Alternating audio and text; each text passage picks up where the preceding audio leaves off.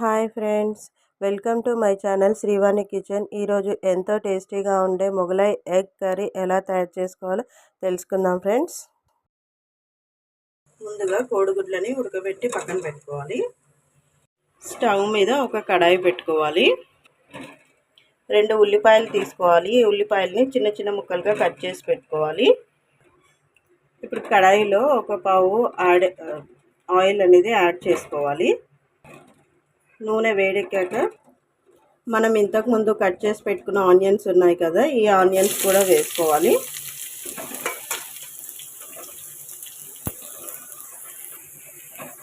ఒక 3 పచ్చిమిర్చి తీసుకోవాలి. ఈ పచ్చిమిర్చిని కూడా ఇందులో వేసుకోవాలి. వేసుకున్నాక ఒకసారి కలుపుకోవాలి. ఇందులోనే ఒక 10 కాజు తీసుకోవాలి, ఇందులో వేసుకోవాలి. కొద్దిగా పుదీనా కూడా వేసుకోవాలి.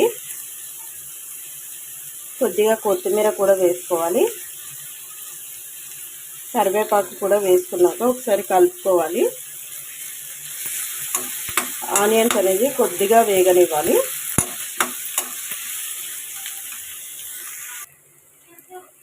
ఈ విధంగా ఆనియన్స్ అనేది కొద్దిగా వేగాక, కొద్దిగా గోల్డెన్ కలర్ వచ్చాయి కదా, ఈ విధంగా వేగాక మనం స్టవ్ అనేది ఆఫ్ చేసేసుకోవాలి.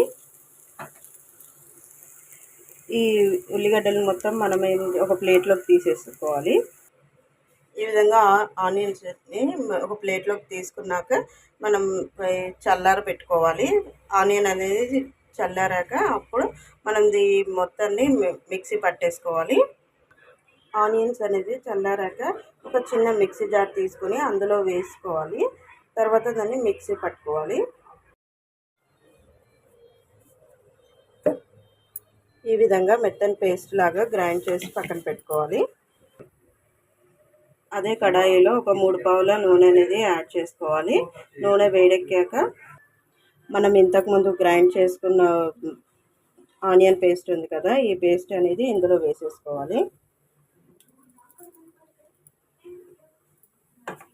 వేసుకున్నాక ఒకసారి బాగా కలుపుకోవాలి.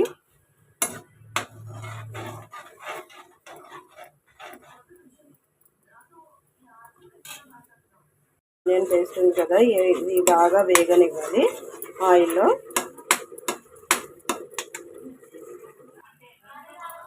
ఈ విధంగా ఆనియన్ అనేది కొద్దిగా వేగాక, ఆనియన్ పేస్ట్ అనేది కొద్దిగా వేగాక ఇందులో కొద్దిగా పసుపు వేసుకోవాలి. ఒక సగం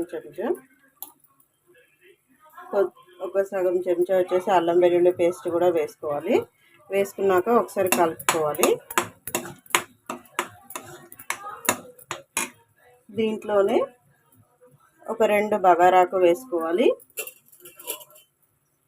కొద్దిగా మార్వడి మెంతు కూడా వేసుకోవాలి. వేసుకున్నాక ఒకసారి కలుపుకోవాలి. ఈ విధంగా ఇందులోనే తగినంత సాల్ట్ అనేది యాడ్ చేసుకోవాలి.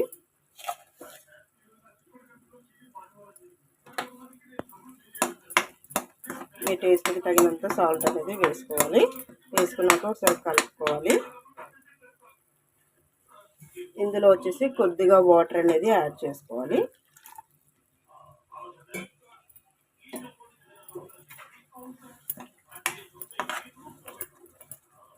ఒకసారి కలుపుకున్నాక కొద్దిగా ఇది వేగనివ్వాలి.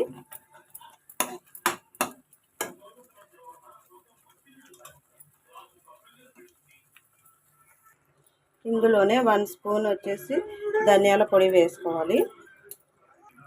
2 స్పూన్ల కారం కూడా వేసుకోవాలి. వేసుకున్నాక ఒకసారి కలుపుకోవాలి.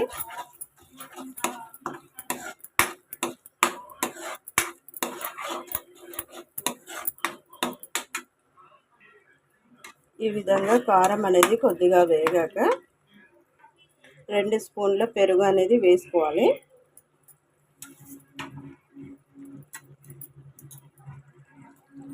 ఒకసారి కలుపుకోవాలి.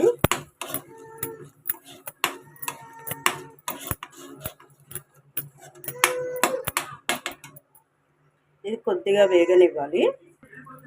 ఈ విధంగా కొద్దిగా వేగాక ఇందులో కొద్దిగా వాటర్ అనేది యాడ్ చేసుకోవాలి.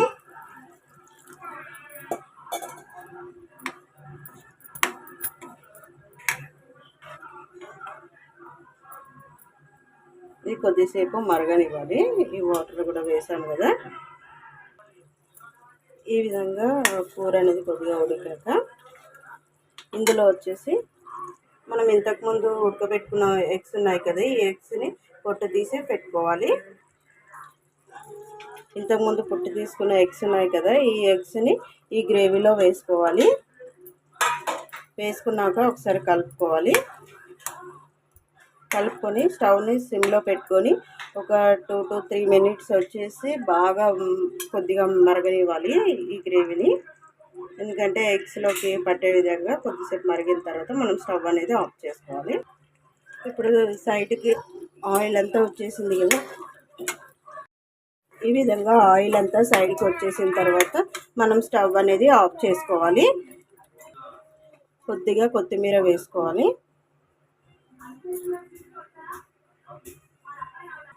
కర్రీ అనేది రెడీ అయిపోయింది ఫ్రెండ్స్. ఎంతో టేస్టీగా ఉండే మొగలాయి ఎగ్ కర్రీ అనేది రెడీ అయిపోయింది ఫ్రెండ్స్.